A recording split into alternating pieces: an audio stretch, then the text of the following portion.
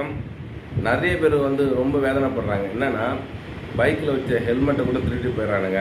ரொம்ப கஷ்டமாக இருக்குது. நான் இப்போ தான் இந்த ஹெல்மெட் வாங்கினேன் 1500 கொடுத்து. வந்து பார்க்குற ஹெல்மெட்டு காணோம். நான் போயிட்டு சாப்பிட்டு வந்தேன் அப்படின்றாங்க. இப்படி நம்ம போயிட்டு ஒரு பர்ச்சேஸ் பண்ணிட்டு வரோம், இல்லை ஹோட்டலில் போய் சாப்பிட்டு வரோம்னா இந்த ஹெல்மெட்டை திருடிட்டு போயிடுறானுங்க. இதை கூட விட்டு வைக்க மாட்றானுங்க.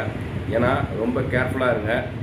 நீங்கள் ஏதாவது ஒரு ஹோட்டலில் சாப்பிட போகிறீங்க, இல்லை ஒரு பொருள் பர்ச்சேஸ் பண்ண போகிறீங்க, இல்லை ஒரு வேலைக்கு போகிறீங்கன்னா கண்டிப்பாக அந்த ஹெல்மெட்டை கூடியே எடுத்துகிட்டு போயிடுங்க.